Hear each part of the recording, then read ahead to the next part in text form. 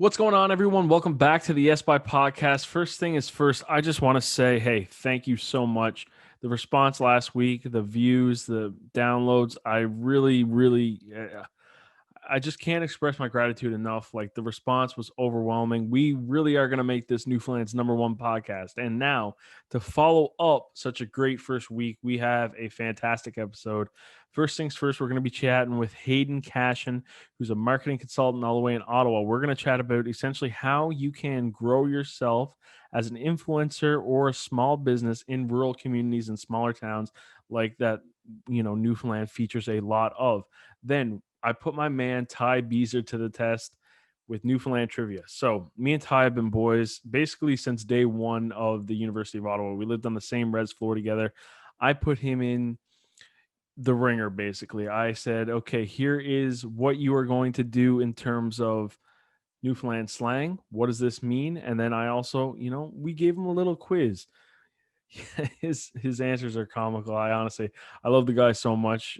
That part is one of my favorites for today. And then the big piece, we sit down and chat with St. John Sea Dog, Liam Leonard. So Liam's a native of Clarenville, and we chat about a bunch of Newfoundland hockey stuff, along with just, adjusting and different things that kind of happen when you're a Newfoundlander living away. This is going to be a great show. I'm your host, Robert Greeley. Stay tuned. This is the Yes By podcast, Newfoundland's #1 podcast. Let's get right into it. I don't even know why I said stay tuned, because we're diving right in. Now, so here's the thing. Last weekend, I drove all the way out to Lark Harbor. That is across the whole province, basically. Started in Bay Roberts, ended off in Lark Harbor, stayed at the Lark Harbor House. It was absolutely beautiful. Here's a little clip of that now. And basically the whole video, it's on like my vlog YouTube channel. I had such a great time in Lark Harbor. And the other thing that I wanted to add is here's a couple conversations that I had with just some locals through film and stories. It's really interesting. The first one is a couple of brothers that I found, and I didn't find them. I stumbled upon them, or we bumped into each other when I was doing the whole Bottle Cove drone shots, and we were just chatting a little bit. So here's that clip. I think it's what you're doing here. Look out over the ocean and watch the sunset. Yeah. No, it's a good spot, I must say. I don't think I got time to go up around that area, but because how far is the roost from here? Do you guys know? Oh, the roof's from here? Yeah. Oh, once you get back to your car, you only have, 5, 6 minutes? 5, 6 minutes? Into York Harbor. Oh, okay. Yeah, because you're back in York Harbor then. Yeah. Yeah. Road. So when you go out, you got 8, 9 kilometers Okay. to get there once you get back to your car. Yeah, that's nothing. You guys want to say hello to the documentary? Go ahead, Ray. What's happening? Good morning. Beautiful morning out on the lookout. January the 8th, and it's 4 degrees. Beautiful. Beautiful, yeah. How long you been living out in Lark Harbor for, this area? I've been living in Lark Harbor now for approximately 8 years. I was born here and grew up here, but I lived in Labrador City for 40 years. Okay. Retired and moved back home. So what made you want to come back home then? Just getting back to the life the way we grew up. Nice, yeah. Well, we live in York Harbor now. We were born here in Lark Harbor. Okay. And I moved to York Harbor, and when he came back, he purchased a house in York Harbor. So you guys are brothers? Yes. Oh, okay. Yes, bye. Yeah. Nice. All right, well, it's nice meeting you guys. I'm Robert, by the way. Pardon? Robert. Okay. Nice chatting with you. Yes. And then the second one, this one that you're about to hear, this is basically a conversation between myself and one of the owners of the Roost, and essentially her husband, who's also a part owner at this gift shop. He was born in Grand Bank, which is where my grandparents are from, my grandfather, and we're just basically trying to piece together if my grandfather and her husband knew each other. No, he said he doesn't remember. Oh, sorry. Fair enough, yeah. Well, he was 11 when they left. Mm-hmm. I honestly though, they probably did go to school together. I mean, I think my pop is 1947. So that, I mean, they definitely. Well, they probably crossed paths at some point, right? Yeah. Yeah. So Roy, your husband, he went. Yeah. So he moved when he was 11, but he was born in 1947 too. Yeah, he was definitely born, because that's one of the things he likes to tell people, that he was born when Newfoundland wasn't a province, Oh, right? okay, yeah. The real Newfoundland, he says. Oh, wow, yeah, no, so I think, yeah, maybe, yeah, I wish I could remember how, like, what year for sure, but I'm sure they cross paths, yeah, like, I mean, if, Grand Bank's not that big, so I mean, No. if Exactly. they lived there 1 year at the same time, they would have probably bumped into each other. I still get it now. I walk around there and people are like, "Oh yeah, you're Steve Hiscock's grandson, aren't you?" Well, we went a couple of years ago. We went to stay for the weekend, and we went to church. And Roy has one cousin there. She's his second cousin, actually. And but I couldn't believe they had this little social before church. Couldn't believe the number of people that came up and said, "Oh, I remember you when you were little. You used to come and visit your grandmother, and you used to go skating." And it was amazing for me because I'm from Ontario, and my family didn't originate in Ontario, so I don't have that much family there, and I don't know. I was never used to people knowing who I was, like strangers. Yeah. No, it's incredible funny. how many times it happens, right? Yeah. Like Sharon's Nook, or I think that's the name of the coffee spot down there. I think so. I'll walk in and people start rhyming off my childhood to me, and I'll just kind of just shake my head and step out. And if I'm by myself, I gotta call mom, and I'm like, okay, they look like this, they said that, and if it's enough Yeah. information, mom can piece together who it is. Who it is, yeah. Oh my gosh, that's funny. Yeah. Anyway. Hey Hayden, what's up, man? It's good to see you. Man, it's good to see your face. It's been too long. Yeah, what, a couple weeks? A 2-week isolation period, and many miles between us now. But yeah, it's been a minute. 100%. How's Ottawa been treating you? I know you guys are unfortunately in another lockdown and whatnot. Yeah, Ottawa's in another lockdown, but just trying to make the most of it, trying to take this quiet time to really, think about a lot of things and just build to be better when things come back. No, 100%, and build and be better in your business realm. And obviously, I'll kind of let you introduce yourself to the people and what you do and what you specialize in. Yeah, so my name's Hayden Cashion. I own Cashion Marketing, which is a marketing agency based out of Ottawa, and we focus on Facebook ads, Instagram ads, Google ads, some other ads on social media to drive business results for our clients. Post-COVID, I had a CFL team and an OHL team, as well as some wedding venues, restaurants, fitness, some personal brands, a bunch of other industries, e-commerce, and basically we assess the client, try to figure out exactly what they want to happen from a business results standpoint, and then run advertising that measured against that actual business result. And as we get data, we can leverage that data to optimize the campaigns to maximize the results for whatever they're spending on the ads. So that's essentially what we do. Yeah, and I think, it's important to touch on the main reason why I wanted to, chat with you and get you on this podcast is because, for people around here, like the Newfoundland businesses that are in like these small towns, sometimes, they feel like they're unable to, market as well as they possibly can, or, really get that initial reach. And, there's a whole bunch of different strategies to do that, especially with like small businesses and things of that nature. And like I was talking to a business, for example, this weekend, because of COVID, they've lost, like, their revenue has gone down like 40% in sales. And now they're finally like, starting to build like an online platform. And obviously when it comes with that and like websites and things of that nature, it's really important to understand the ad side of it and things like that. And I think you can provide a lot of good insight because you've worked with a lot of smaller businesses up in Ottawa. And I think you can definitely relay a lot of that information to some of the small local businesses around this area as well. So what do you think would be, your key strategies for a lot of these companies around here who are sometimes located in communities as small as like a couple hundred people? Yeah, I think what I would start by doing is assessing the landscape. What type of competition competitors do they have around them? If there are competitors, what makes them different from their competitors? That's what I would then focus on, is the value propositions. Within the marketing, those are going to be the things that you want to highlight, right? So if you're a burger joint and there's 3 other burger joints, does one of them have like the best French fries? Does one of them have like the nicest restaurant? And then what do you have, right? Do you have like the longest standing restaurant, the 30 years, let's say? So maybe you want to play on that side versus, going toe to toe with someone that might be doing something else that's better than you. So focus on your strengths and communicate those. Now, there's 3 places that you'll communicate those: your website, your organic social media, and your paid social media. So your organic social media is what you just post on your page. The paid is what you run as advertising in the background. And there's strategies in each place. But what I would say is, on your website, you want to have all the details, all the key information. On your organic social media, you want to keep it high level. Just kind of the touch points that you want everyone to know, but not the the details.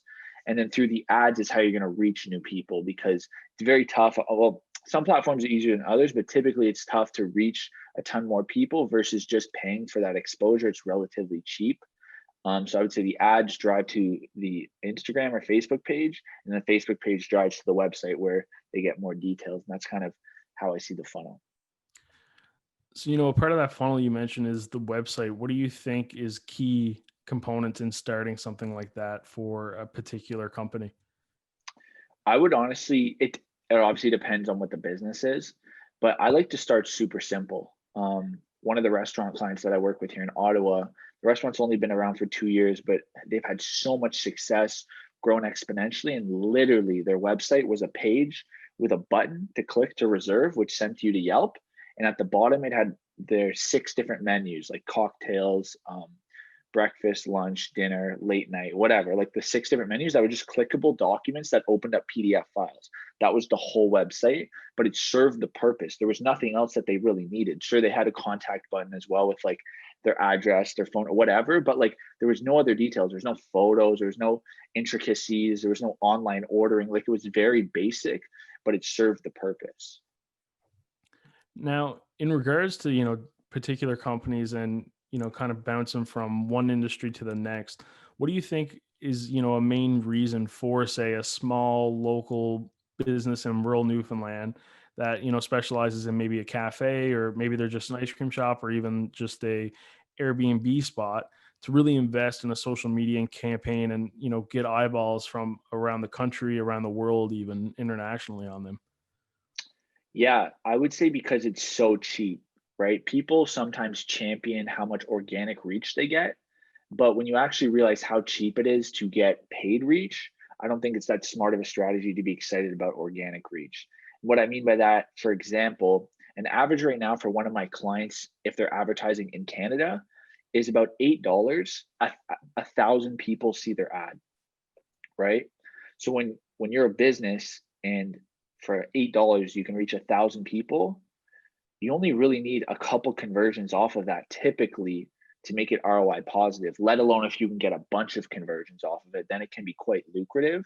And the key to this is you're in control, right? So when you run something that's organic, it might work the first time, but if the algorithm or it just doesn't pick up as much the second time, you don't have control over that. Whereas when you're running ads, if something starts working, you can sustain it by just continuing to invest in it, or you can actually ramp it up, right? Some of my clients, the smartest things that we do is we don't actually have a budget. We have a return on investment that we need. And as long as we're hitting that return on investment, we'll scale the budget on a weekly, bi-weekly, or monthly basis, because they just want to get the most results possible as long as it's profitable, right? So when you can kind of measure what's actually happening, you can make sure that you're driving revenue and you're in control of it, because you're in control of the paid media. You're not praying that the organic algorithm continues to work.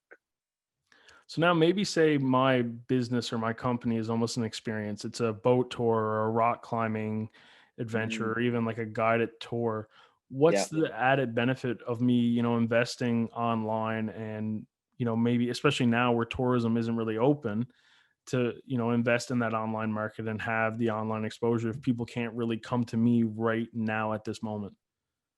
So I see both sides of that coin, right? If you actually can't operate during this time and you have to wait for the future, some business owners, I completely get it. And I'm like, respect, hold your breath and just wait till this is over. But what I would say is, if you have the dollars that you can afford to invest over this next period of time before you can operate, if you can afford to stay above water and invest in your brand, this is a way to kind of build hype, to try to fill your books ahead of time, to try to build depth with the audience, with the community, especially when you're in a smaller community, there's not so many people. You can start to reach the whole community for quite cheap and start to build that brand within their brain, start to build that warmth within their soul, right? So one thing I would say is you don't necessarily have to advertise your boat tour right now. What you could do is raise money for the local community and just have your logo associated with it. You don't have to blast your logo everywhere, but just have like, this is what we're doing, run ads to help get donations. By virtue of that, people are going to feel warmer to your brand and want to support you on the back end of that, right? I don't know if you've seen have you seen the Barstool Fund? Yeah, the one that Dave Portnoy's been starting up. Right. Insanely amazing initiative, but the Barstool logo is in the corner of every piece of content, right? And it's, from a business standpoint, extremely smart for building brand depth. All of America now that, is saying like Barstool's doing more than the government's doing for us type of thing. Like that's like the narrative right now. Like the country is about to feel so warm to Barstool. And especially the fact that Barstool is quite a polarizing brand. People were on either side of the fence about it. Now that they're doing something that's holistically seen as like incredible, it's building warmth. Even if you don't like the content they post, you can't deny that they don't have a good soul, a good spirit, and that goes a long way. Mm-hmm. And I guess also too, correct me if I'm wrong, but if these, businesses who aren't operating right now wanted to create other revenue streams, whether it be, say a restaurant with, an added cookbook, or, a excursion company with a how-to survival kit or things of that nature, I guess an online market and social media strategy would be a good way to put that out even more. Well, that's it, right? So on the flip side of the coin, if you do have a business that either can still operate or has the ability to pivot and create a new product offering that makes sense, then this is an opportunity to actually, when the world comes back, you actually have more revenue streams than before, right? You get your old revenue back, plus you built 2 or 3 new ones. So for instance, a restaurant that I'm working with right now, they've created a subscription wine box, right, as a new revenue stream. They've also created a product where they basically bring the restaurant to your house. So it's not like you just get the food. They give you all their plates. They give you all the stuff to set up the food. So you can have like the restaurant at home for a night, like the whole vibe, right? So they're getting creative with their product offerings and building kind of different tiers, right, for different customers, for the very high-end customers, for the basic customers, and for people that maybe want to splurge once or twice on a Valentine's Day or a New Year's Eve or something like that. So they're covering the whole list of clients that they have with different product offerings that fit right now.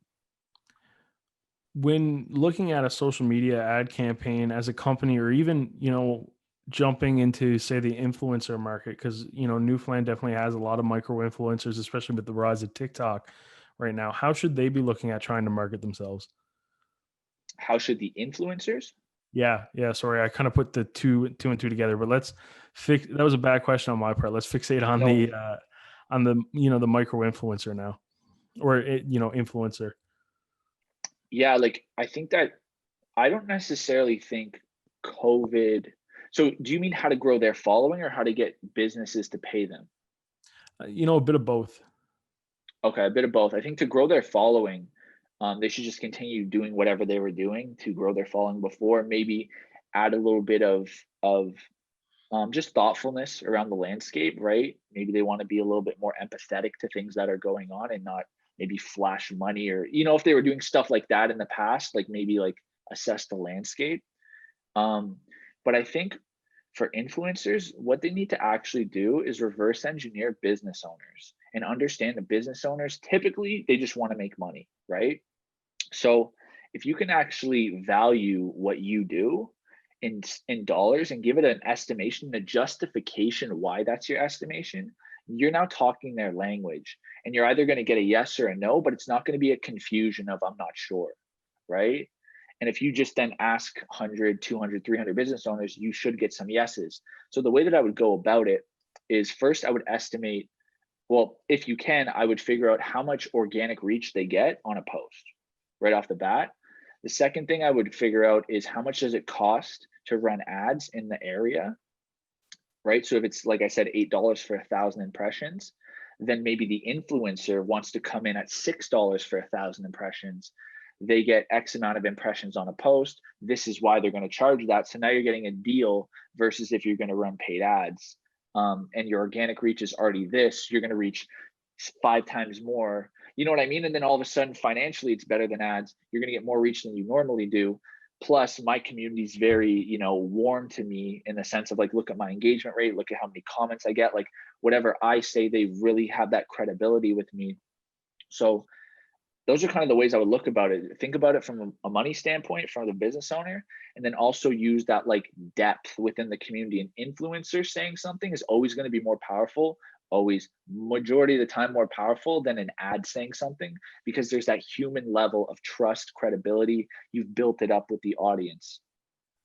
100%. I think that's a great point. And, it's interesting to now see a lot of, because when I was growing up, a lot of Newfoundland influencers, maybe it was just because of the time, but I didn't really recognize any faces. And now just kind of being in the space more and more, you're seeing these, larger Instagram accounts and, larger personalities who are now interacting with, sometimes local brands, sometimes, wider spread brands. And it's really cool. And it's definitely encouraging to kind of see the growth. 100%. I agree. Have you ever been to Newfoundland? No, I've never. We got to get you out here then. I would love to. I hear it's a hoot. Yeah. What's incredible too is like when you look at how, small the world is.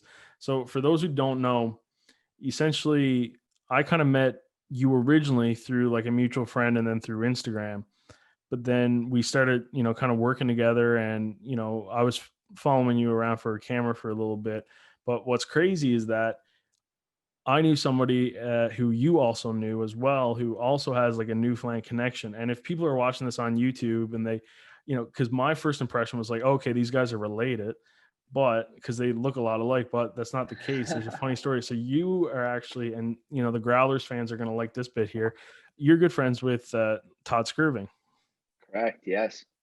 Yeah. So, for those, Todd was a part of the Kelly Cup Championship, Newfoundland's first provincial championship. And it's just crazy to me how small the world is, to the fact that, I kind of meet Todd through him playing for the Growlers and, shooting the one game that I did, and going up and working with you, a guy like a marketing consultant in Ottawa, who then now like we know each other and we have that mutual connection. But so remind me again of how I remember, but tell the listeners how you know Todd now. So my best friend from high school, still to this day, my best friend, he'll be the best man at my wedding. My guy, he got drafted to RIT from junior. And so he played for RIT, and Rochester was only 4 hours away from Ottawa, 2 hours hit the border, 2 hours on the US side. And so when I was in university, I honestly would never like spend the weekends in Ottawa. I'd go down to Rochester if they were playing at home, and I would just go party with them, go watch the games. And yeah, just that's how I met Todd, was because they were on the same team together. No, it's super, super funny how it all kind of came about. When I first asked you, I was like, yeah, like, are you guys cousins? Like, Yeah. Do you get that a lot? No. I mean, not many people know us both, right? Yeah, that's true. I guess, it's definitely a niche of Newfoundland videographers. Exactly. YouTube. Yeah. You've kept in contact with Todd over the years and stuff like that too. And you chatted with him about some business stuff as well, eh? Yeah, absolutely. I know he's doing something up there in Newfoundland. Has he announced it? I have no idea. Maybe we shouldn't spoil it. Yeah. So anyway, yeah, we're chatting about that stuff, but I know he has big plans, man. He loves Newfoundland. Yeah, no, it's always it's so funny to me to see, like, just three completely different worlds just all kind of like come together and meet in like three completely different ways. Crazy. The world's small. Yeah, I know. Hey man, listen, I appreciate you coming on and sharing some insight for how a lot of these local businesses around here can really optimize and grow. And the thing is too is I guess these anybody listening from like Newfoundland, like they don't have to be, if they own a business or anything like that, like they don't have to be in Ottawa to be a client of yours, eh? No, I work with people all over the world, Europeans, Americans. I don't have a client in Newfoundland, but definitely open to it. So if anybody listening wanted to be a client of yours, how would they do that? What's the best way to get in contact with you for that? Hayden Cashion on Instagram or Hayden Cashion on LinkedIn. That's HaydenCashion.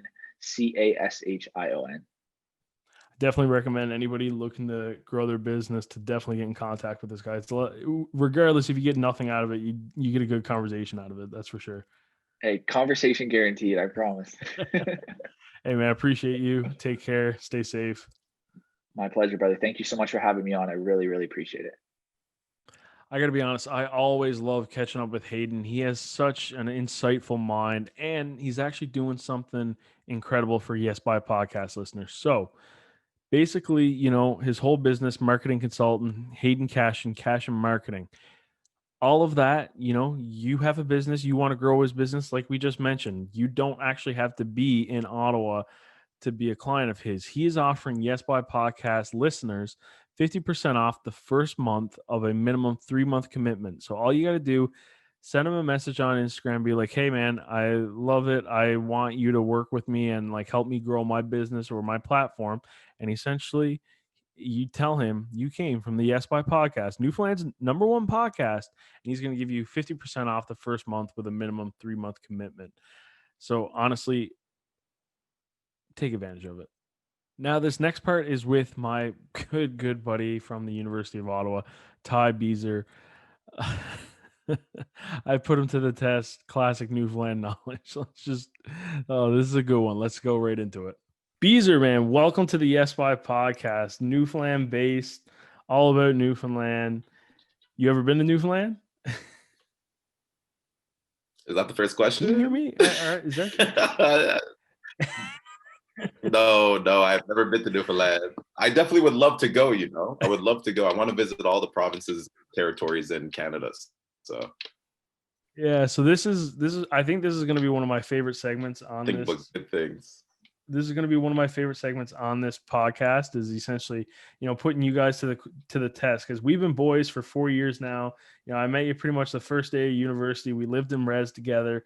You've had 4 years of hearing me talk about Newfoundland. How well do you think? It's true. I have. And how well do you think you can do on this quiz, on this Newfoundland quiz? Out of 5, definitely a 3. You're gonna get. Hey, that's a C. That's a 60. So I mean, that's a C, man. C's get degrees. You know how we do in university. My first question for you: true or false? Okay. Does Newfoundland have a Christmas tradition where you disguise yourself using articles of clothing that could be your mother's bra?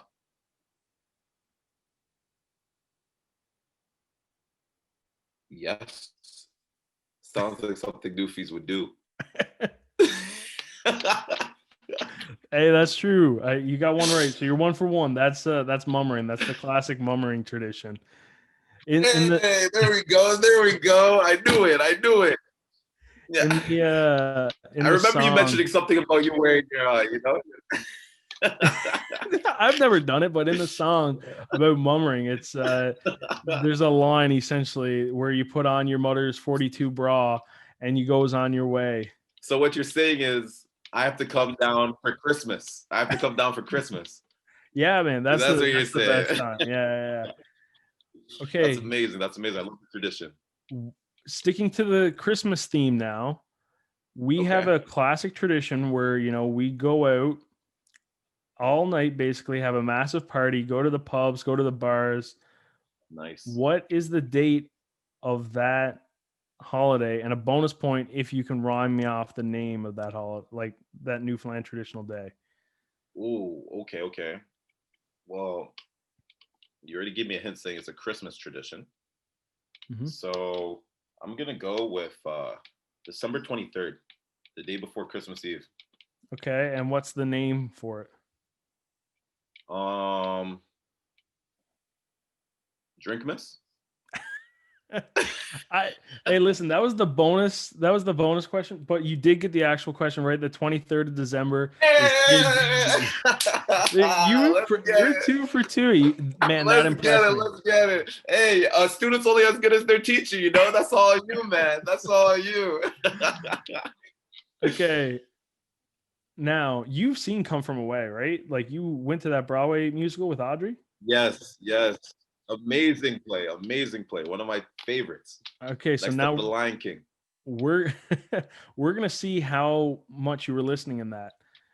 During 9/11, a bunch of planes flew in to a Newfoundland community, and Mhm. basically that community housed them. They brought them into their homes. They gave them some clothes and food throughout the days until they Yeah. could get back on that flight. Question 3, you're 2 for 2. What was that town? Oh, you know, I know this one. Get it, baby. That's it. Okay, it's a little bit. We've got that little bit of a lag coming back, but I'm pretty sure I heard Gander. You're correct. 3 for 3. I know my it's friend. it. Yeah. Amazing, amazing. I'm Now already this- at my C, baby.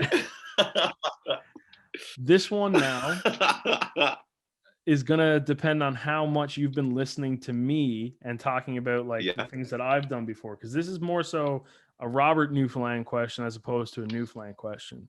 So you know that I used to host like a TV show, basically a Saturday night hockey live show based in Okay. the Central Western Senior Hockey League of Newfoundland. What was the home team? Sorry, of you're that? coming out. The West. Okay, yeah. So I'll repeat the question for you. So essentially, I used to host a television show. Yeah, It was the please. Saturday night hockey broadcast of the Central Western Senior Hockey Yes. League here in Newfoundland. What was the home team? So my hometown Yes. team in that broadcast. Ooh. Ooh. Oh, shoot.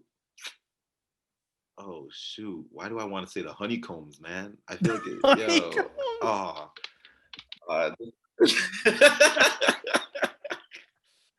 Oh, man, you got me on this one. I actually do not know. I have to. Are you going to throw Hail Mary? It's not the Honeycombs, but that's like the only thing that's on my mind right now. So what's the answer? Yeah, okay. It is not the Honeycombs. Hail Mary? Oh, It's not the Honeycombs. It's the Claremont Caribous. what was the team? You got it? It's the Claremont Caribous. That's the answer. Caribous, eh? Caribous. Okay. All right, you're. I'll never forget that now. Yeah. You're 3 for 4. Okay. Not too bad. You win some, you lose some. Now this one, so this is a list one. Okay, so each one of these are 0.5. Name me 4 famous Newfoundlanders, celebrity Newfoundlanders. 4. Oh. Each one that you get is 0.5.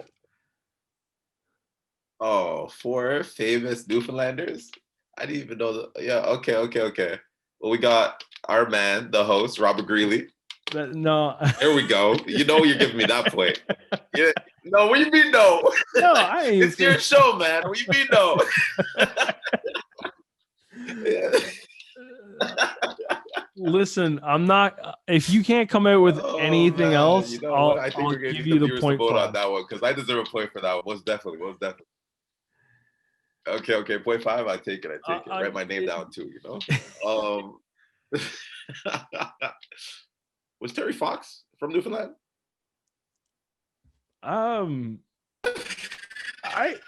The look he gave me. Nah, I take that back. I take it back. I don't think so. I'm pretty sure he was. Yeah, no, he was born in Winnipeg. He was trying to Winnipeg, eh? Yeah. No, yeah, Terry run across Canada. I know. I thought he started. No, Terry Fox is not from New. You kind of stumped me for a second though, because I was like, wait, no, but yeah, no, Terry Fox is not from Newfoundland. Okay. So, oh man, I'm drawing blanks here.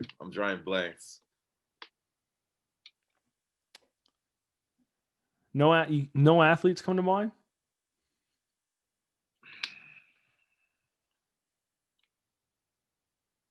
No athletes. No, Bands. not off the top of my head. Actors. Not off the top of my head, man. I'm sorry.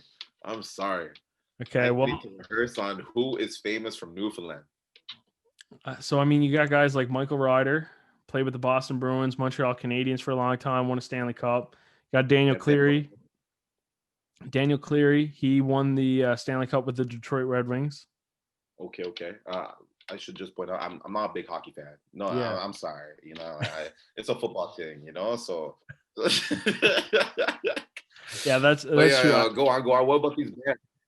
So you got Great Big Sea, Alan Doyle. Okay. You ever listened to them before? No, Great Big Sea, not Green Day. Oh, my bad. No. Great Big Sea. Can't say I'm listening to the line.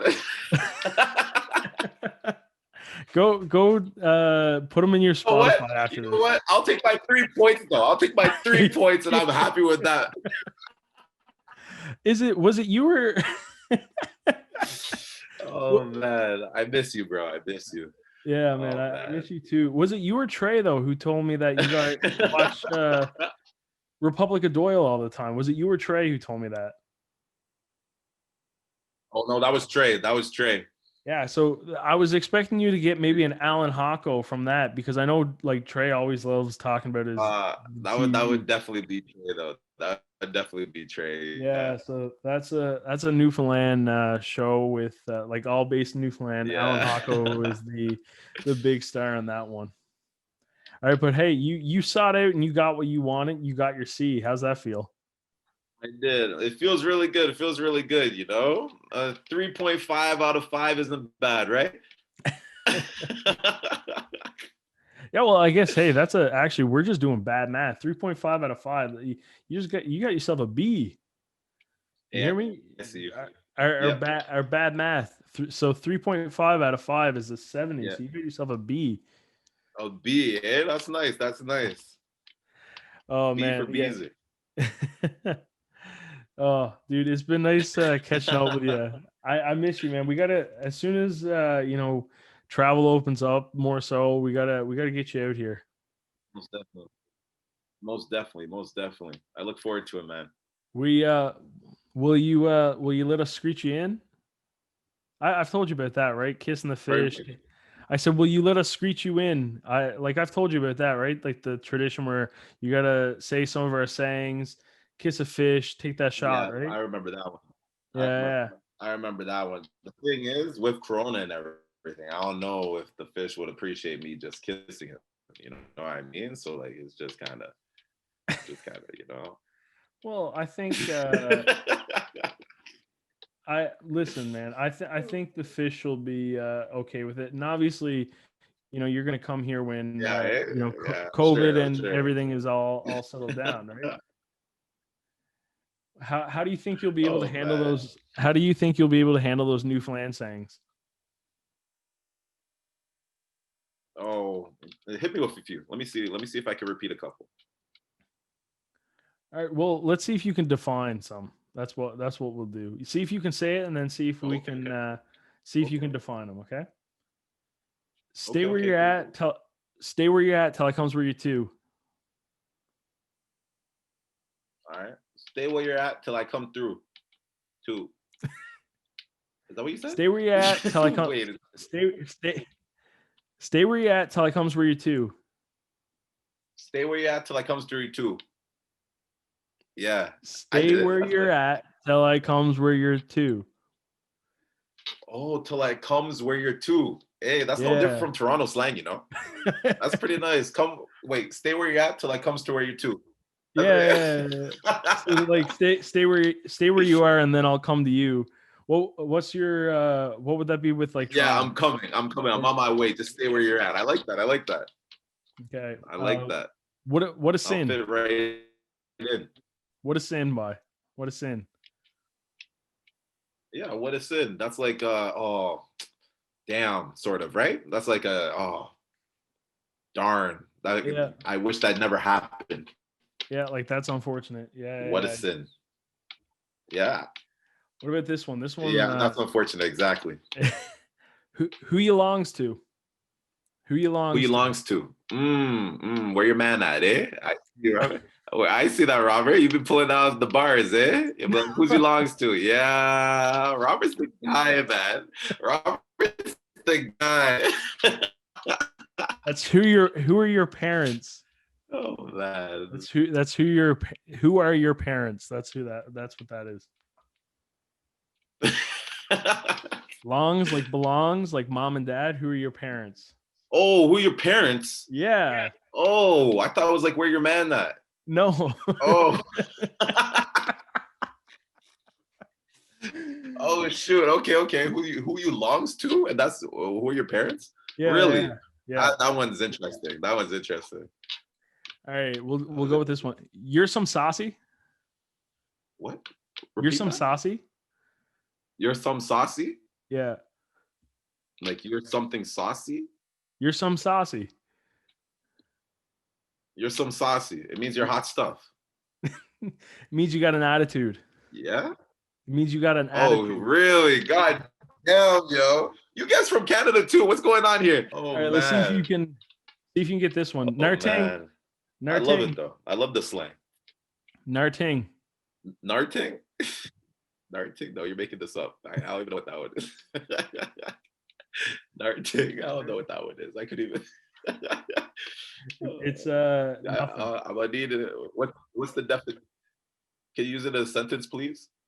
Ask me a question. Like in order for this to work, I almost need you to ask me like what's up. Or, sorry, the syllable count. The syllable count. Can you use it like what's up? Wait, repeat it. Narting? So yeah, narting is basically just like nothing. Like so if you were like what's up, narting, like nothing. Like I'm at nothing.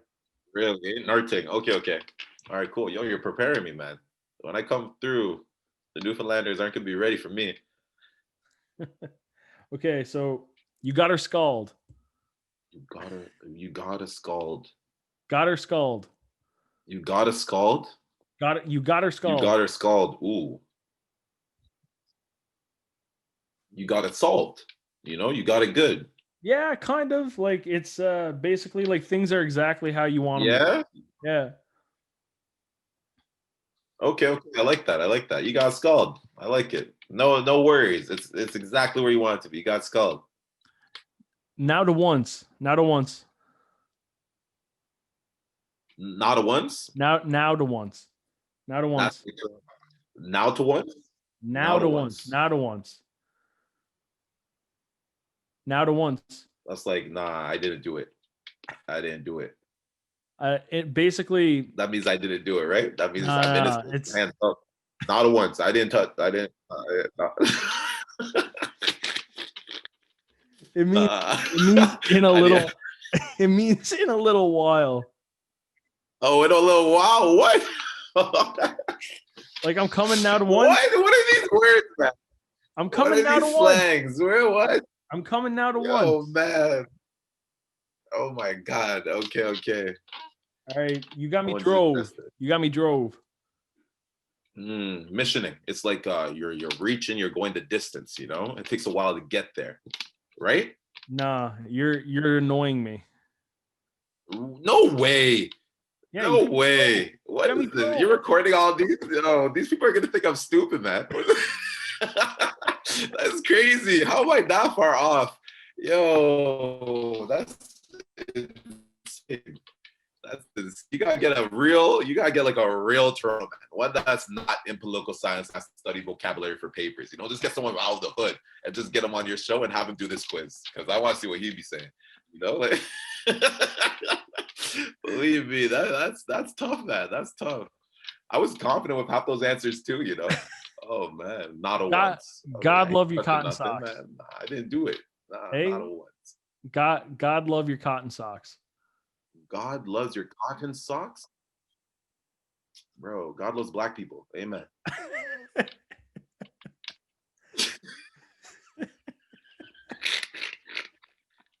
I don't know what that was. I don't know what that one means, man. I don't know what that one means. Oh man. It's like a thank. It's like a thank you. Oh, thank you. Oh man. It's kind of close. Proper ting. Proper ting. Proper ting. Yeah. That's definitely Toronto. That means like you're good. You're good. Yeah, good for you. Good for you. Yeah. Shag it. Shag it. Okay, if I'm correct, that comes from Austin Powers and like British people and everything like that. Like shag it, you know, like the spy who shagged me, you know. Damn, Robert, we're getting kind of, you know. Don't you have kids watching this, man? What are you talking about, shagging? Yo, I see you. Yo, Robert's the guy. It means forget it. Wheels, baby. This guy's got wheels, baby. That's what I'm talking about. I miss you, dude. I miss you too, bro. That's amazing. How's she getting on by? How's she getting on by? How's she getting on by? How are you traveling? How are you? Oh, how are you? Okay. I'm trying to think of some more. I'm like reading off of a list there too, because a lot of times, like, I don't necessarily like say these a lot, to be honest.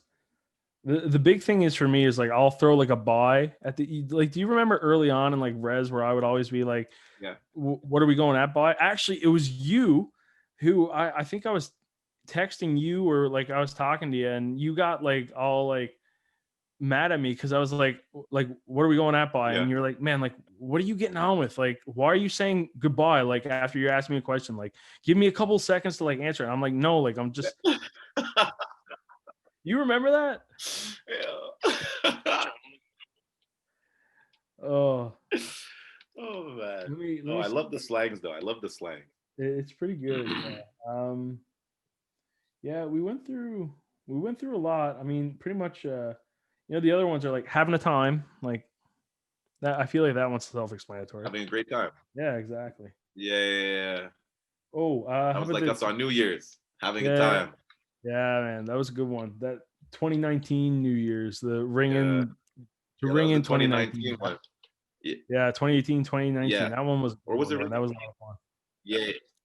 Yeah, it was December 31st, 2018, January 1st, 2019. That was a great one. Yeah, that one was a good one. Last one here, Exactly. Last one, we'll go with. I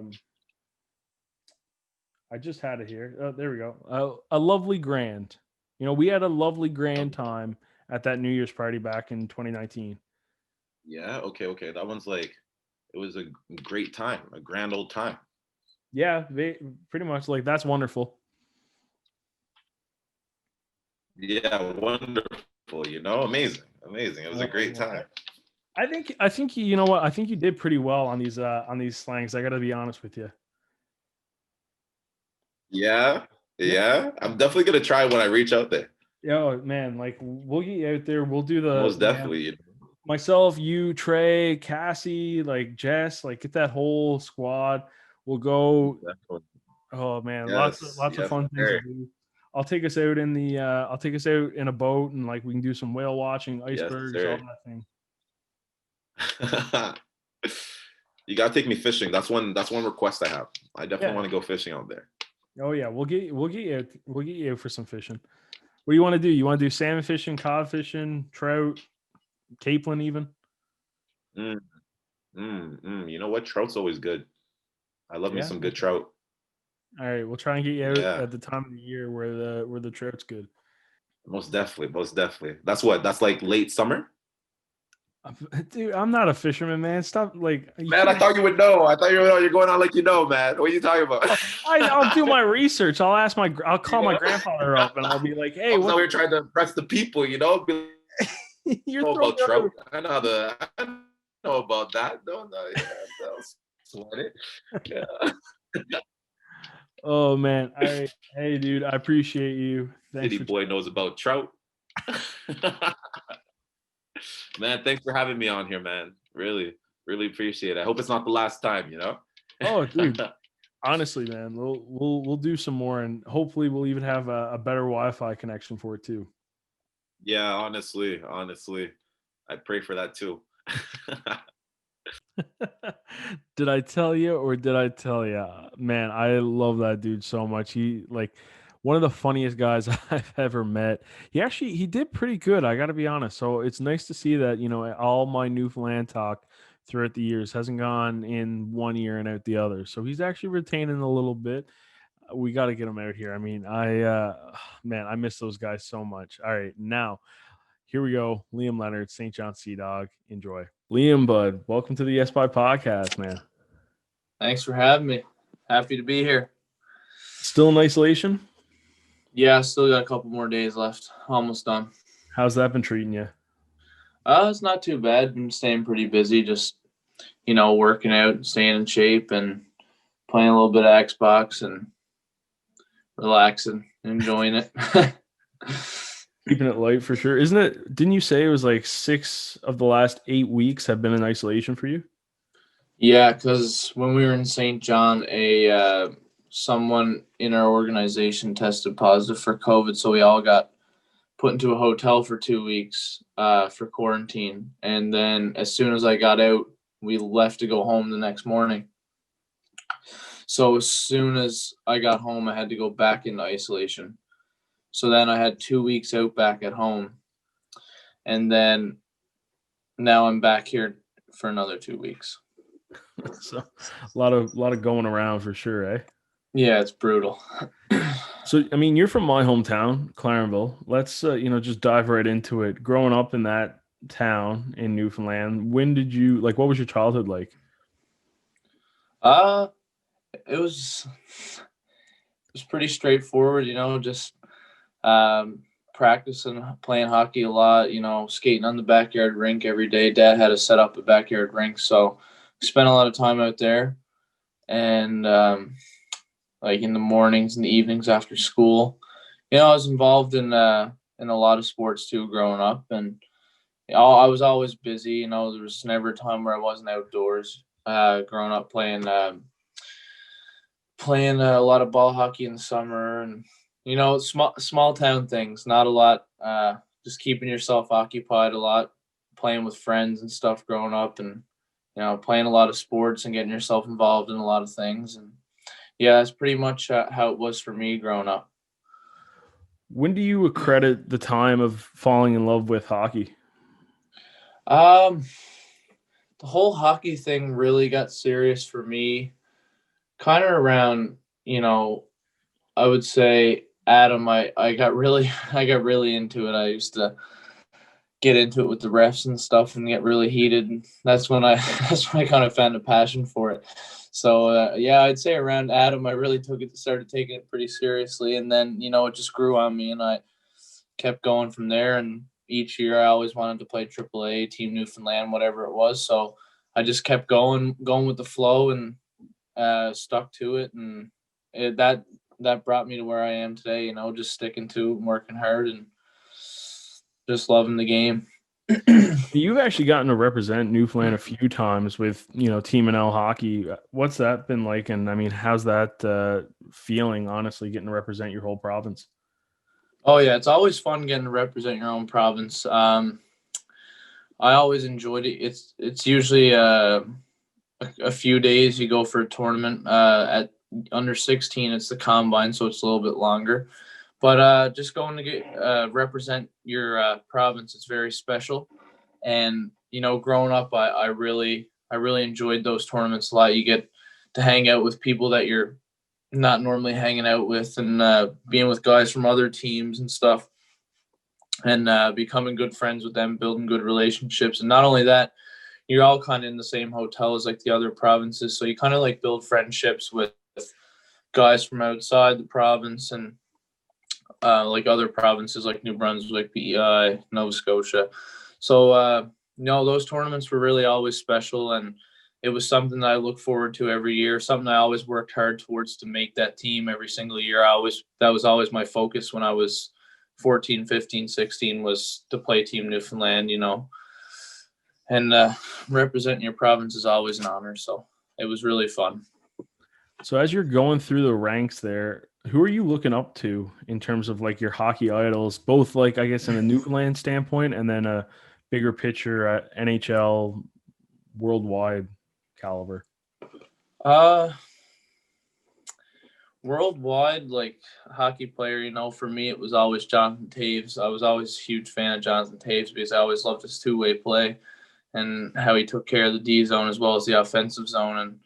And I always watched his game, and I followed him along pretty closely growing up, as well as Sidney Crosby. Those two were kind of like the guys that I looked up to.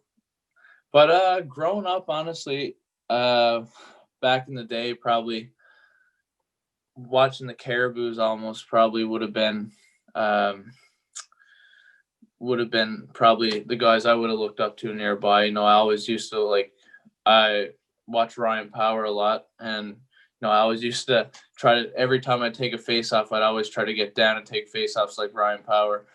And I always liked watching Ryan DeRozier as well. He was with the Caribous as well back in the day, and I remember I used to love watching him play.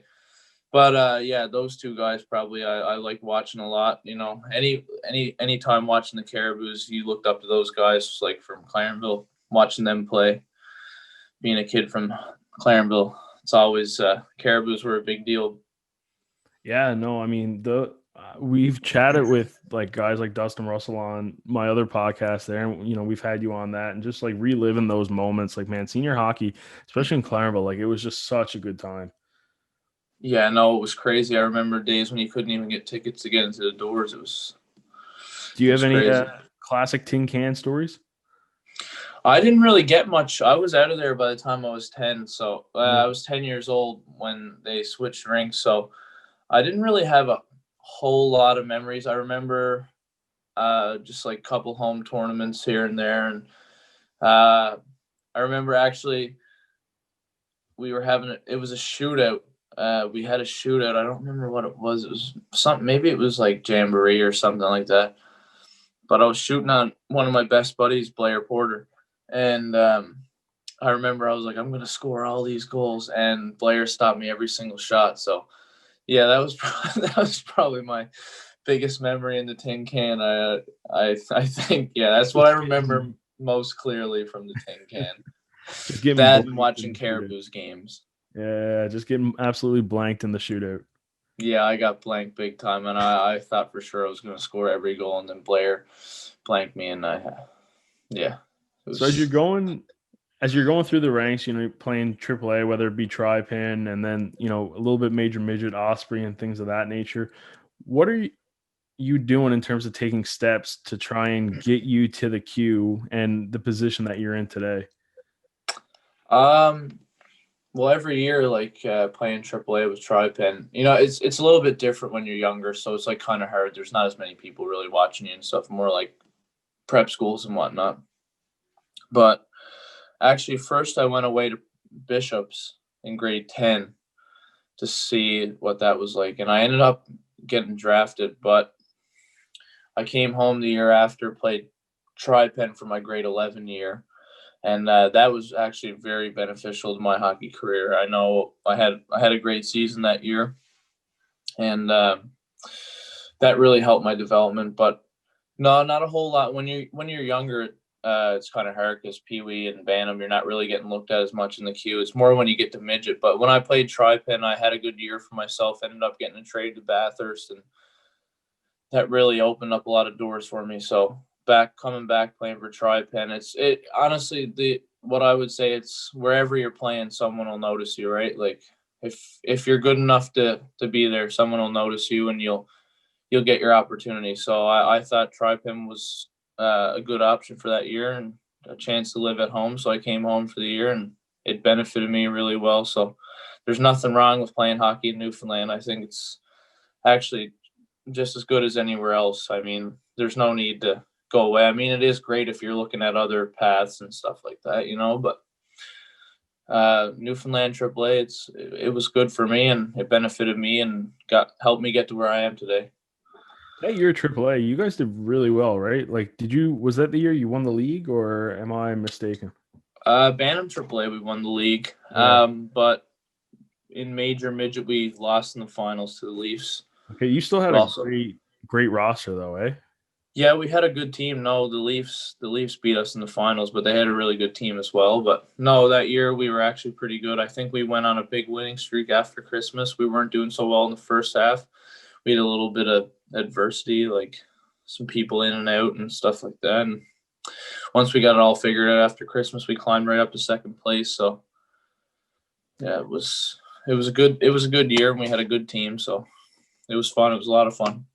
Now, when you first move away, like, I mean, grade 10, you're what, like 15, 16. How are you handling that and just taking steps into getting used and adjusting now living like on Bishop's campus? Honestly, it was a bit of an adjustment for me because I was pretty young. So getting to know people was the big thing, getting to meet some new friends and stuff. And that was the biggest thing, is getting comfortable with the people around you, I would say.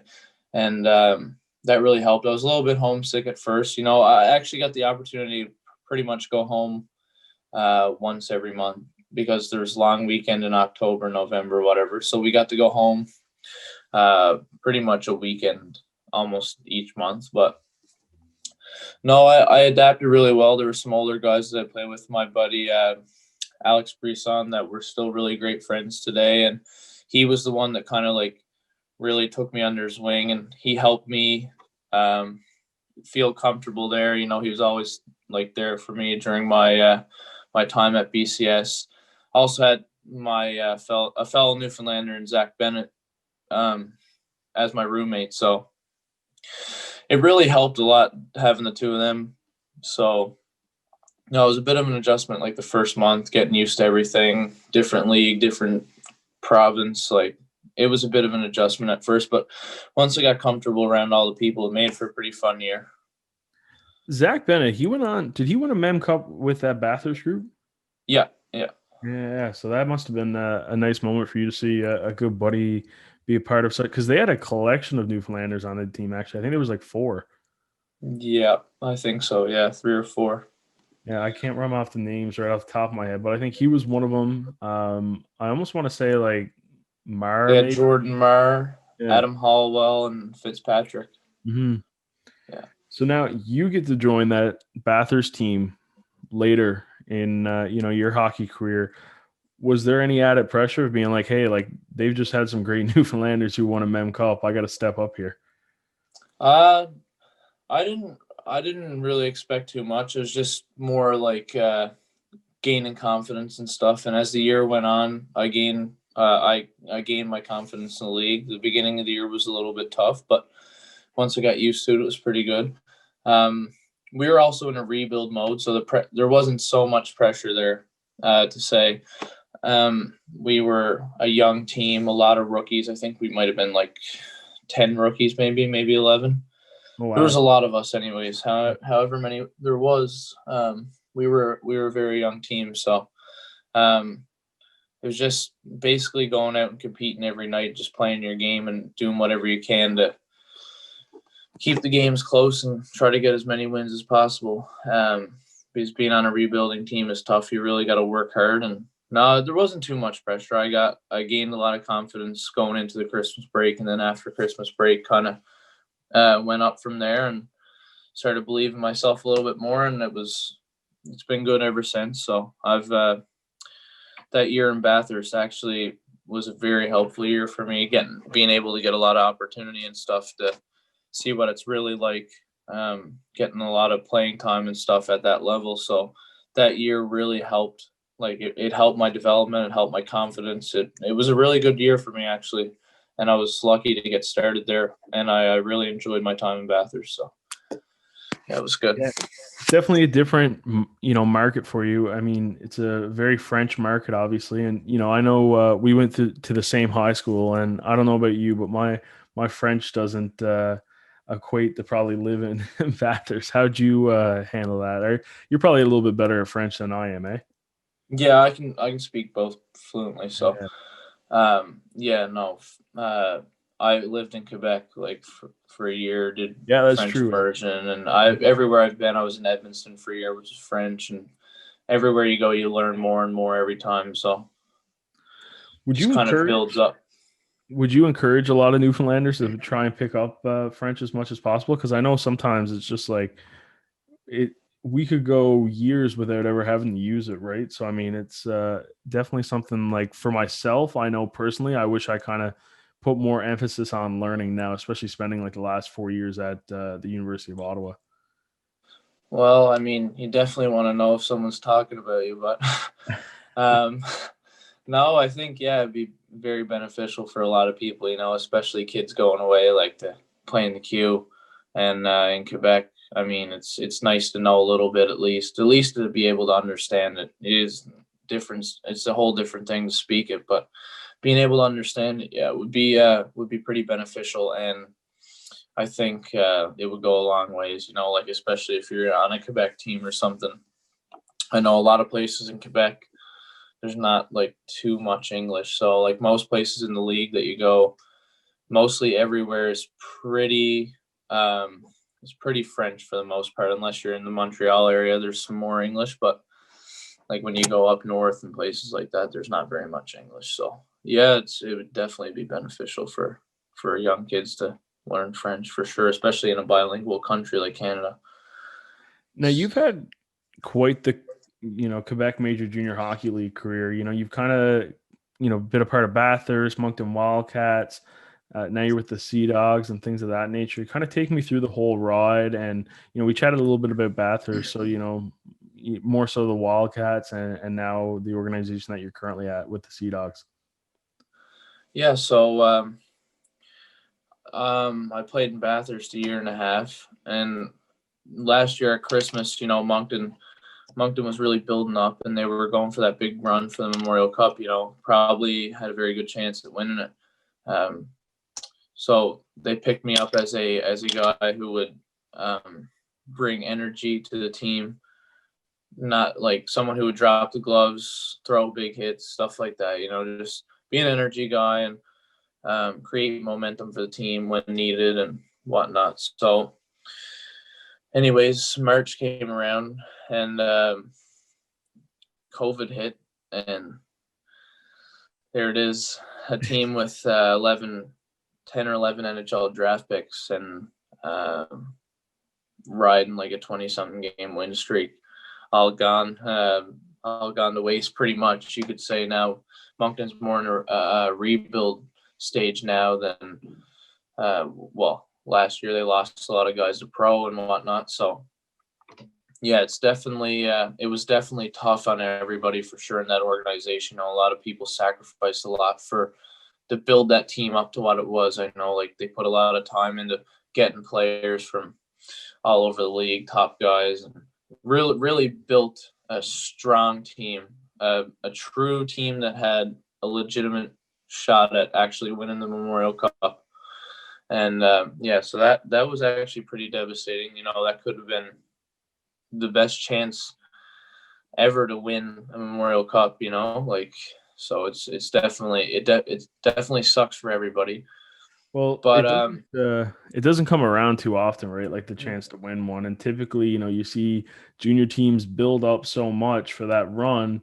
Then after that year, it takes 2 or 3, maybe even 5 years, unless, there's an anomaly there with like teams like the London Knights who have, just had constant success over the years. But it's tough to get back. I was actually really looking forward to it because it was kind of looking like it'd be a 67s Wildcat kind of matchup in the Mem Cup, right? And I don't know who. Yeah, for sure. I don't follow the WHL as much, mainly just because Newfoundlanders play in the queue, so that kind of keeps me interested there. And then obviously living in Ontario and having the 67s there, you kind of pay attention to the OHL a little bit more. So I'm not really sure who would have probably came out of the west side. I think Portland was pretty good. They were looking maybe, yeah. No, I wasn't really paying attention much either, but no, that would have been a fun week. Just for see sure. you play with the Wildcats and take because I definitely would have tried to get in and take some photos there and stuff like that and just make some content. Like that would have been incredible, honestly.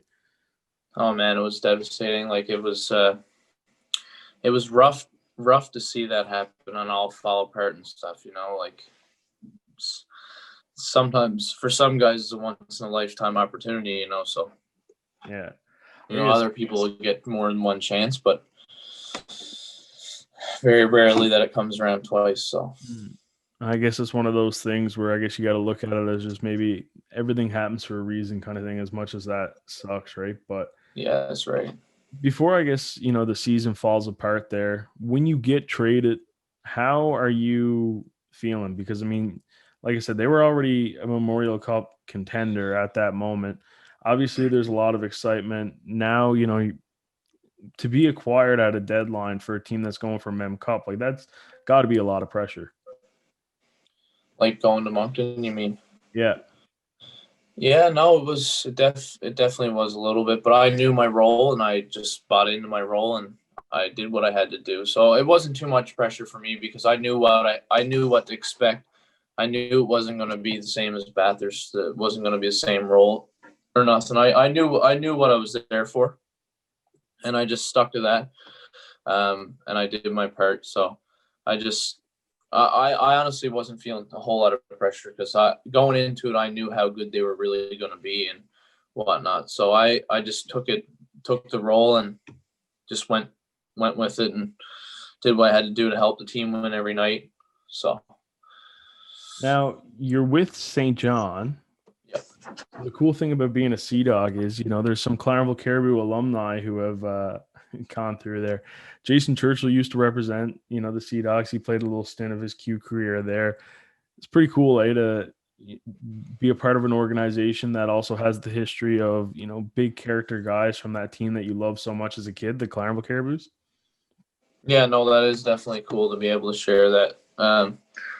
No, it is. It's pretty cool. And this is a great organization here in St. John. And no, I'm lucky to be a part of it and have this opportunity to be here. So, St. John it's a great little city, and just being able to play my overage here and be able to finish off my junior career in the major junior league, it's pretty fun, and I'm honored to be able to have that overage spot and show the younger guys the way, and finally be that guy that gets to show the younger guys how it's done and what to do and give them advice now. And because when I was 16, 17, even 18, like you look up to the older guys, right? It's you really ask them for the advice. I know when I was 16 and I was in Quebec, it was always those 20-year-olds that I would talk to and ask them for advice, and whatever they had to tell me, I'd listen to it, and you use it and it helps you. And it's just what I want to do for my teammates, be a leader and help them.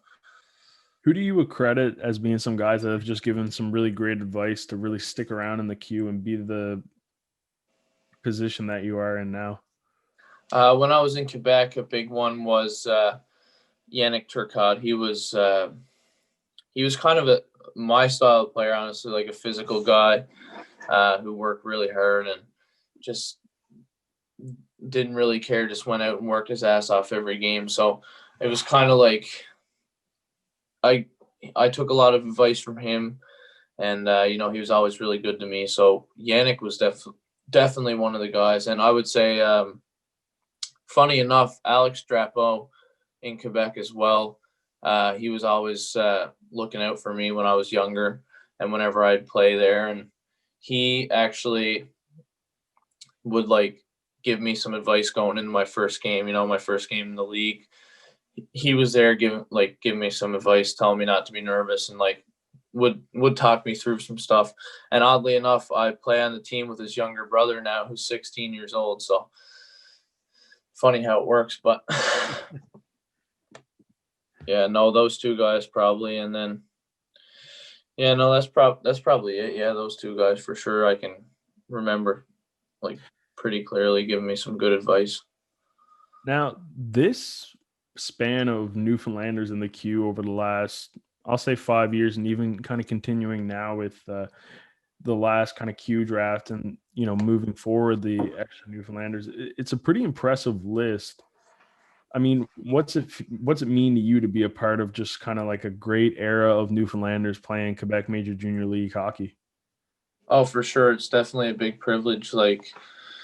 not many people get the opportunity to play at this level. So being able to do that's been a true honor, and being able to represent Newfoundland, it's definitely really cool. And one day being able to look back on this and be a part of that list is definitely going to be something to be proud of. And no, I'm totally honored to be a part of the list for sure. And it's a small percentage of people get to do it. So being able to do it is pretty cool. All right, now I kind of want to put you to the test here. So Newfoundland, Quebec All-Star team, essentially 3 forwards, 2 defensemen, 1 goalie from guys that you've either played with or played against in the queue. Who's making the 3 forwards, 2 defensemen, and your goalie? God. Forwards. Goalie. I don't know if I've played with any Newfoundland goalies. Do you ever play against Evan Fitzpatrick? Oh God, yeah. Okay, Evan Fitzpatrick, yeah, for sure. I never played against him because when I got in, he was in Bathurst at the time, and then he went to play for St. Louis's organization. Okay. So I would say his brother, Evan. Okay. Yeah, he's in Baie-Comeau now, I believe. So defense. Evan Fitzpatrick in net. Adam Hallwell on defense for sure. Okay. Where's Adam from? He's from St. John's. Who'd he play with? I'm not too familiar. He played for Bathurst the year they won the Mem Cup. He was one of their top Ds. Yeah. Yes. Okay. Yeah. Yeah. Is he going on the left side or the right side? He's a lefty. Yeah. Yeah. Okay. So right side defenseman now. Gosh, who else could I think of here? Trying to put it together. I'd say put Dawson up front. Okay. Dawson Mercer? Yeah. I'd say Andrew Picco on defense. The other defenseman? Okay, yeah. Forwards. Yeah, I'd say probably Zach Dean. Okay. And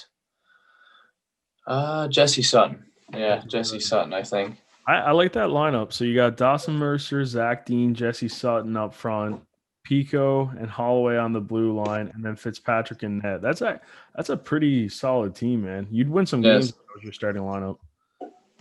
Not too bad. Now, over each season, once you get out of your isolation and you kind of get back into the swing of things, what are you hoping to accomplish with the Sea Dogs?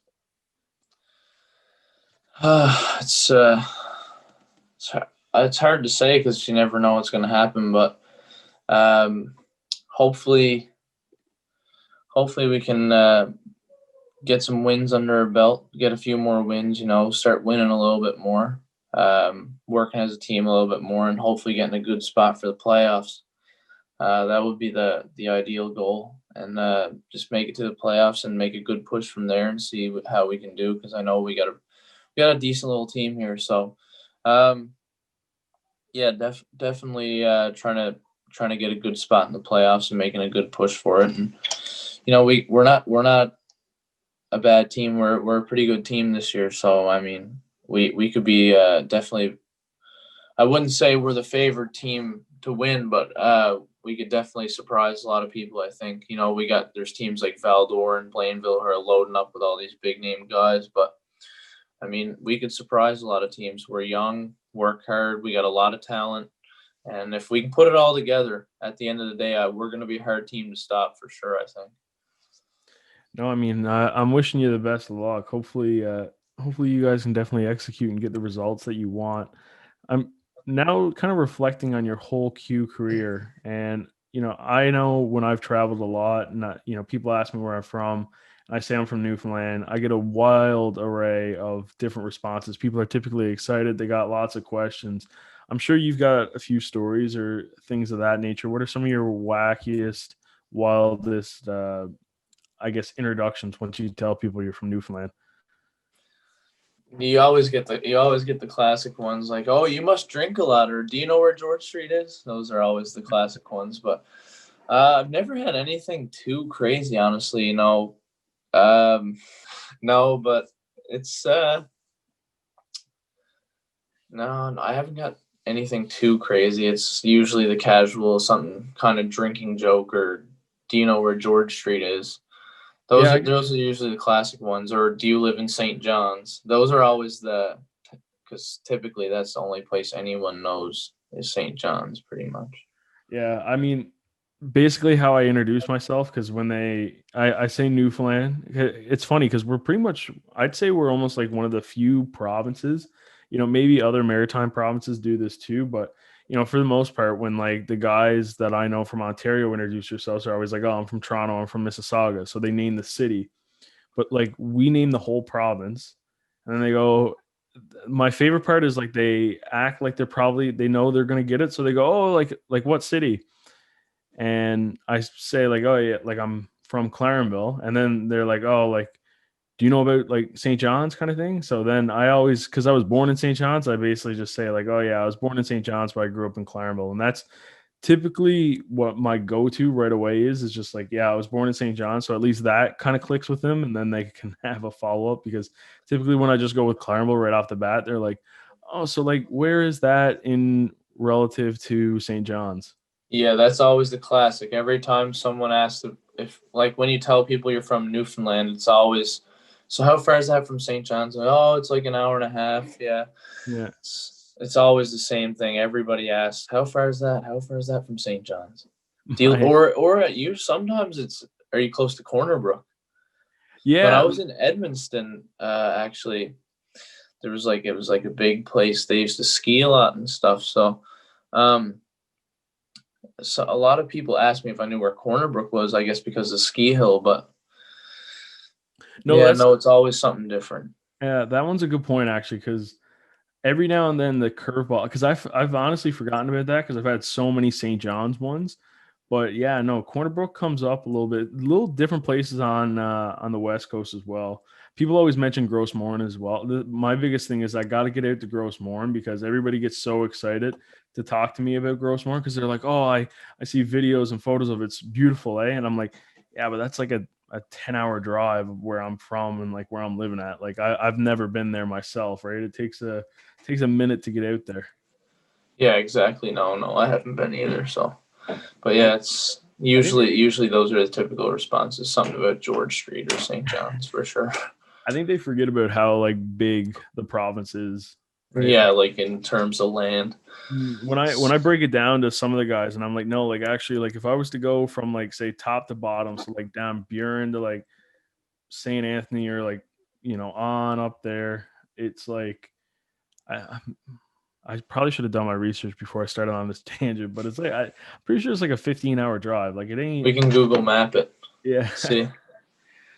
Get the Google Maps right quick. Man, I use that so much, but I have so many frustrations with Google Maps in Newfoundland sometimes, because for the main part, I always like throwing it on so I can evaluate more or less like how much time I got left to drive.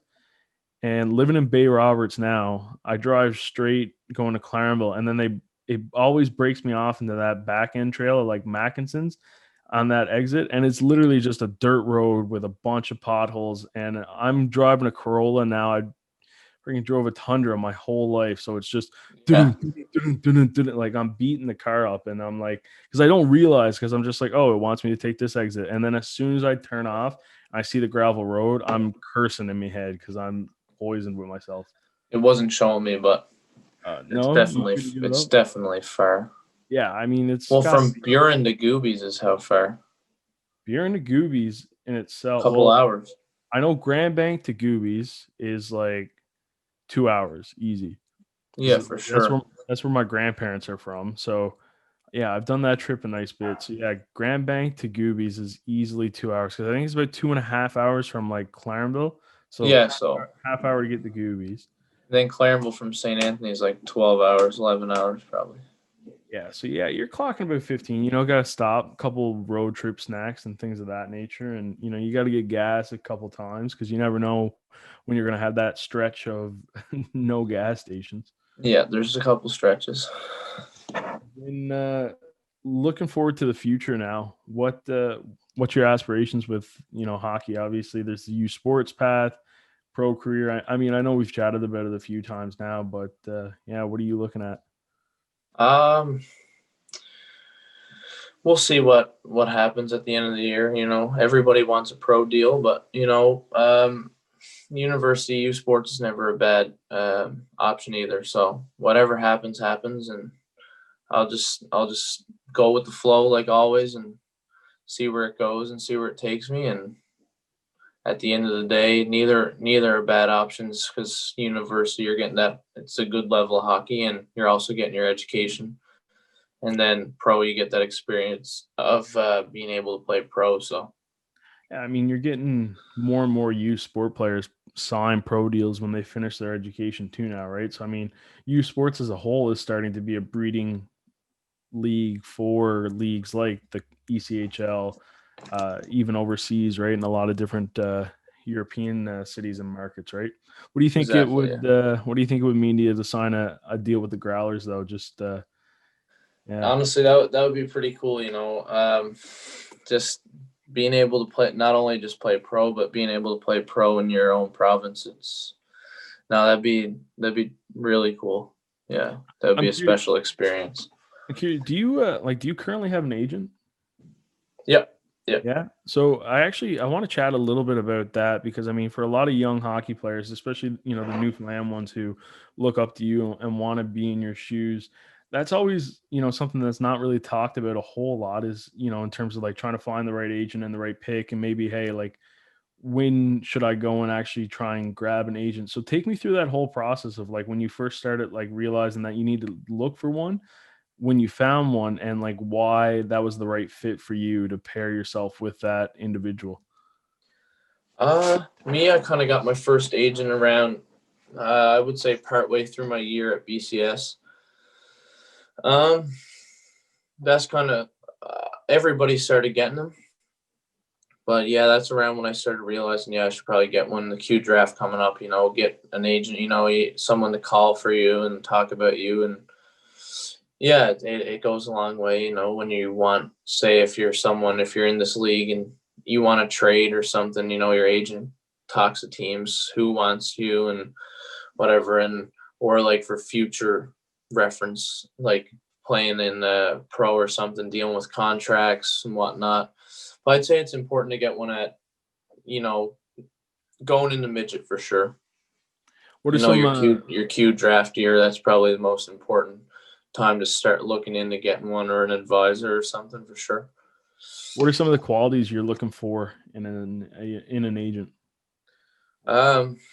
Someone who just will do anything for you, like someone who works hard, who's good, who's well known and good at their job, and who, look in, do a little bit of research and see how they're doing and who they have as players, and ask them how they feel about it. And that's what I did, and I matched up with a good agent. I've built a good friendship with him, and and I'm sure I'll talk to him forever. Stayed at his house for summer. It was fun. Yeah. And no, he's a great guy, and definitely building a friendship with them and stuff like that, making sure they're good people. And that's the most important part. Someone that's easy to deal with, someone you enjoy talking to, someone your family likes and enjoys talking to as well. So that would be my advice, getting an agent. Someone who will work hard and try to help you reach your goals. Yeah, no, it's certainly important. I mean, getting someone to vouch for you, because, I'll chat a little bit more on what I've seen from the CFL side and like U Sports football guys.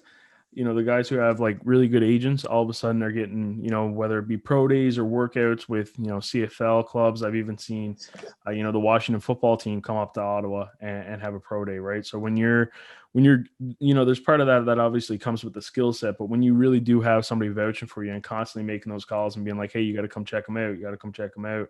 For the most part, these organizations, they don't want to leave no stone unturned, because that stone unturned could be the guy who scores the game winner in the Memorial Cup final in overtime, or the one who, gets that last second touchdown or turnover to secure a Grey Cup win. Right. So right. It's definitely important, solid reputation. The more, they're willing to go to bat for you as well, right? It's definitely good because on the flip side, you do kind of sometimes hear some horror stories, right? Whether it be on the pro leagues where guys just kind of fall out of contract negotiations because their agent was misrepresenting them, right? Yeah, exactly. Yeah, you want someone you can trust. Yeah. Now your off seasons are, typically spent in Newfoundland, and sometimes, the province gets a lot of knocks for maybe not having the best resources. And even in general, when you leave the city of the organization that you're currently playing in for the off season, sometimes there's a lot of struggles with, keeping up the intensity because maybe there's not the same group of guys, or you're not working out with your team and whatnot. But you've combated that by, training in your off season with a great group of Newfoundland hockey players. Tell me a little bit more about that. And I guess it's not really happening as much because of COVID, but with this past off season, obviously. But yeah. You mean like going home to train? Yeah. Me, I always went home to train. It was, I don't know. I've gotten comments in the past like, why are you going to go to Newfoundland for the summer and train? You're just going to drink all summer. But we got no, it's funny because like I've always taken my training very seriously, and there's a lot of great people in Newfoundland for that these days. Like you got Ryan, who's really good at his job, and I've been with Ryan for years, and I recently got in a couple workouts with him over Christmas. So, he's one of the best around, like for sure. Like I would say, I don't know much about any trainers away, but I would say in Newfoundland, he's probably the best of the best. And, now, and not only is he good with that, but like as like a guy who's a very good skater too, like his power skating that he always used to run was good and helped me a lot for my skating growing up. And, you got in St. John's, like Andrew Piercy is in there now, and he is running. Everybody in Newfoundland goes through him now, pretty much for on ice skills and stuff like that. So, I skated with him, maybe 10 times over the summer, and these guys are very, very good at what they do. And I know Andrew watches a lot of film, a lot of video, and I know lots of guys from back home are just skating with him in the summer, and like New Hook and like all the guys like Nathan Knoll was skating with me this summer. Like all the guys, like pro guys or junior guys that are home will always skate with him. And like our training group in St. John's with Ryan it's all like good guys like Adam Hallwell, Nathan Pico, Zach Bennett's there. All good guys, New Hook. So it's a good group of guys that are training at home, and I think training at home is just as good as anywhere else. We have all the resources and everything you need back home. Yeah, definitely. I think it's pretty incredible of an opportunity, right? You get to be in a gym with world-class athletes, D1 hockey players, Mem Cup champs, things of that nature. How does that group push each other? Because man, it's all jokes and it's all fun before and after. But when the time comes, everybody's head down, working super hard, pushing each other. All the guys they'll be in each other's ears and they'll be pushing each other. And always like if there's a guy pushing out a last rep, you got all the boys around, like you cheering them on, and everybody's pushing each other to be better, and that's what it is. And then it's beforehand and afterwards. It's a lot of fun as well, like just messing around with the boys before and after. And no, it's good. Everyone pushes each other, and it's the same way on the ice. I know we used to do 3-on-3 skates with Ryan in the mornings in St. John's, and it used to be like me and Jesse Sutton, Andrew Pico, Jordan Marr, New Hook, Budgel, Brendan McCarthy. All the boys would come out and skate. So, it's everyone pushes each other to the limits every day. It makes sense. The names that you just list off, I mean, I'm picturing the environment now, it's obviously super intense. A lot of guys who take the job very seriously, right? And I mean, I've been lucky enough, just kind of with my background, to be in the gym and watch guys who are NHL first round draft picks, or guys who have been in the league for a few years, and then even on the football side with like CFL, right? And I mean, when you get such a core group that's like ready to work, I mean, it's pretty infectious. It goes right down through. Oh, it does, yeah. And when everyone's on the same page, it's a lot of hard work for sure. So now, what would be your parting advice for the young Newfoundland hockey player who's looking to play in the Q, or later in his career, maybe even prep school, or like I said, like obviously the Q seems to be a lot of that first step kind of goal too, but even prep school and things of that nature, like leaving home and stuff like that. Yeah. Me, it was something I wanted to do from a young age. I mean, once you're actually heading out the door with your suitcase, it's a little bit of a different feeling leaving home for the first time. But no, yeah, I was definitely a little bit scared at first. But if you want to get there, you got to take risks. Like you're not gonna just stay home and play in the queue. You gotta, at some point, you're gonna have to leave, right? If you really want to do it. Mm-hmm. So you really got to get out of your comfort zone. And I mean, what I would say to anyone is, anyone who's leaving home, it's as soon as you get there, try to make as many friends as possible. Hang out with the guys, keep your mind off stuff. A lot of what I was doing at first was I was thinking a lot about home, and I was a little bit homesick. So I would just say getting out and keeping your mind busy, and keeping busy in general, and trying to stay away from thinking about it. Get in, meet some new friends, and just do whatever you can to stay busy and enjoy your time. And I mean, once you get comfortable there, I mean, it's not for everyone. Some people won't like it, some people will. Yeah, I guess it all depends on who you are, but at the end of the day, it's all about meeting new people and getting comfortable with your surroundings and the new town and wherever it is you're moving.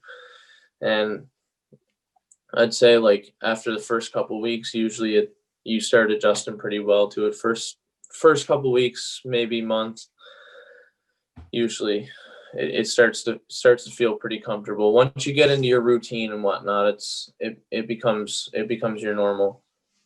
Mm-hmm. No, I definitely agree a lot with that, because it was interesting for myself, even, when I left to go to university up at like in Ottawa.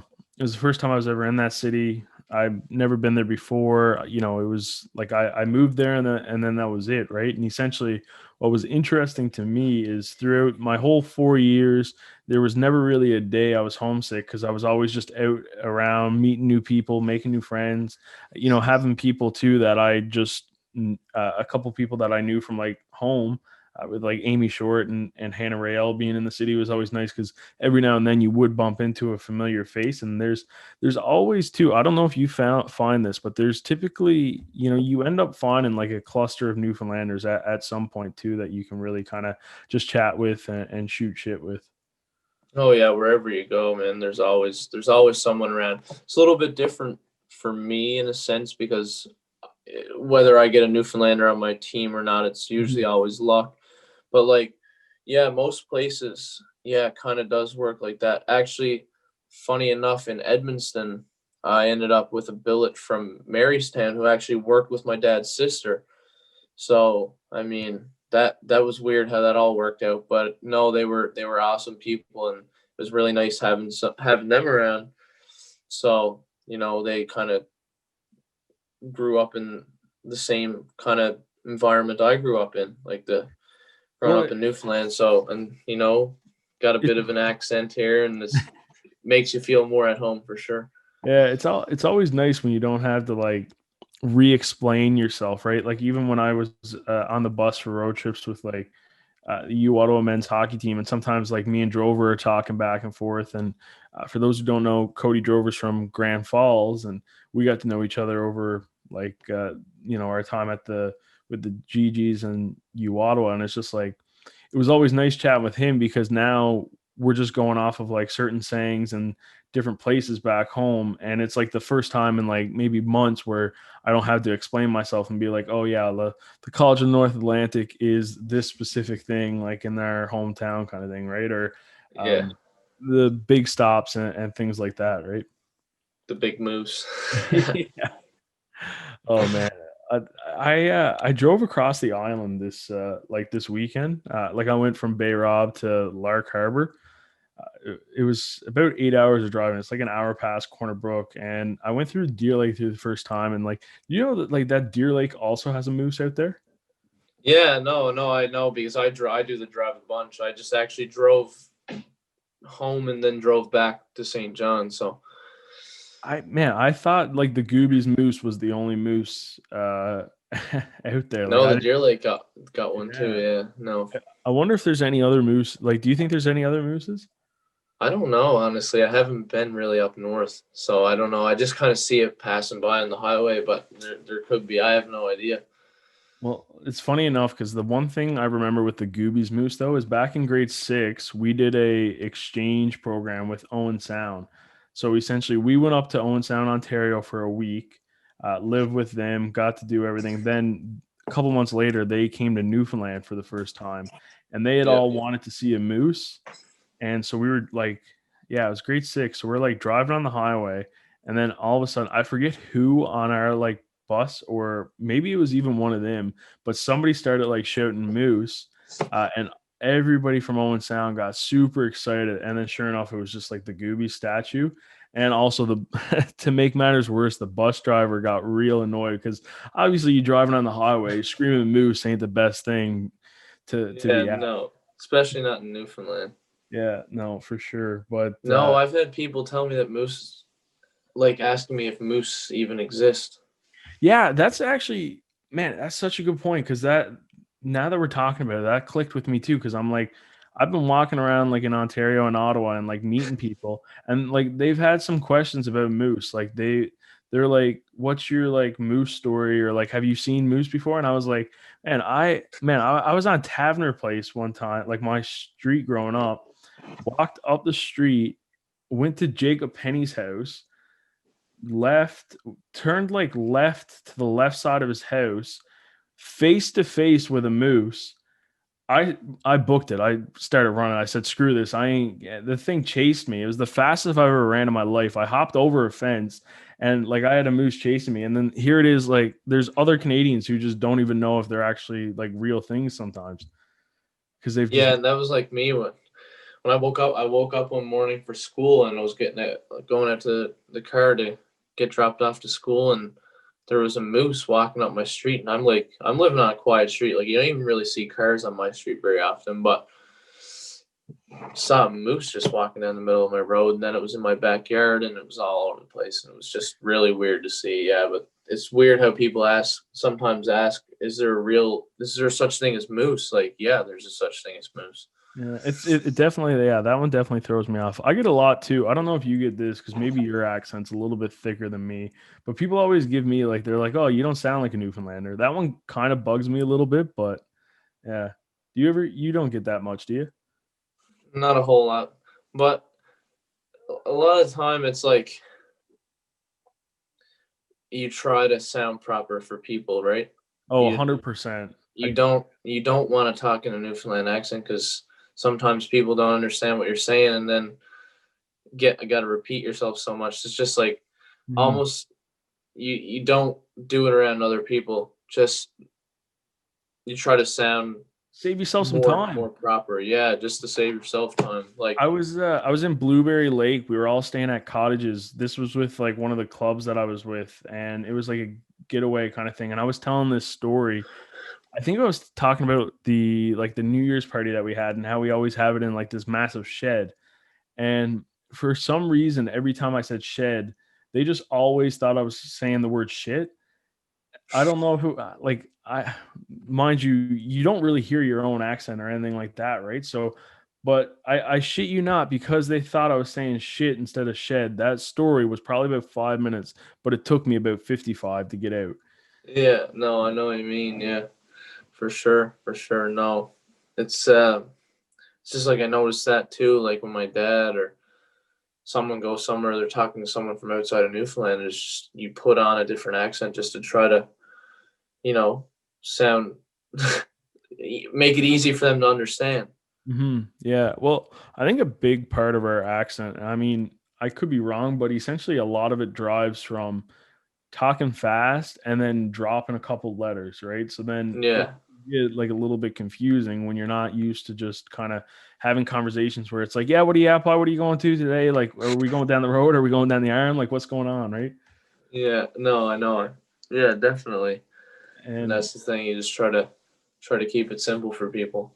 and it was interesting for me going through like the kind of like the broadcast slash like doing like interviews and routes and things of that nature. And a lot of feedback that I got, even in like public speaking things, was like, oh, like slow down, enunciate. Like, so you're almost, for myself, I'm like trying to combat that so I can be better at like doing what I love to do.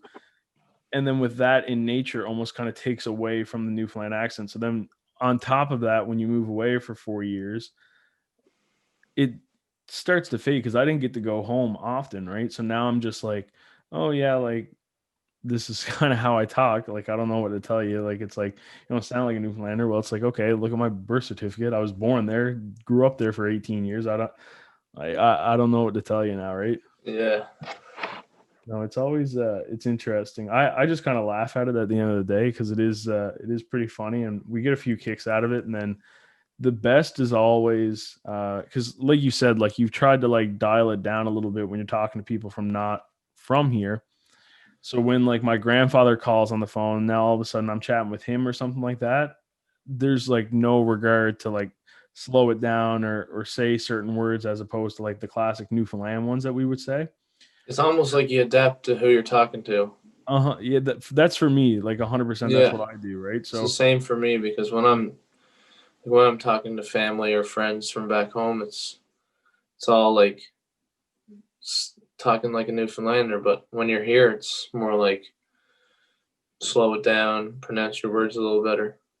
yeah, it's interesting. But then basically, like for myself, I just have friends who have known me for like 3 years and just hear me for the first time in a whole different dialect, and they're just like, what was that? Like, Yeah.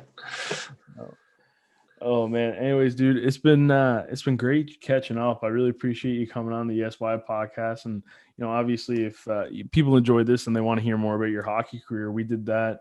Full, like I think it was like 50 minutes. Greels Reels episode that really did a deep dive more so on like the actual sport as opposed to maybe a niche of Newfoundland things that we've been chatting about over the last 50 minutes or so. Yeah, exactly. Yeah. Yeah, but yeah, man. Anyways, any parting words for yourself? I don't have much to say. I think I got it all, but follow the podcast for sure. Yeah, And appreciate that. don't miss out on some good episodes. I'm sure Robert got lots of good things coming, like always. So I appreciate that. I'm trying. We'll see what happens, but yeah, anybody who because like I said too, this is a podcast for the viewers, for the people of Newfoundland. So I mean, they can always send us messages at the Yes By Podcast, or send us an email, yesbypodcast@gmail.com, and they can come on and make my job a little easier. yes, for sure. All right, man. Take care. Yeah, you too. All right, guys, that's it for another episode. I just want to say, hey, thank you so much for watching. To the guests that came on, thank you for your time. I am having so much fun recording this podcast. This is Newfoundland's #1 podcast, the Yes By Podcast, hosted by yours truly, Robert Greeley. In the meantime, stay best kind.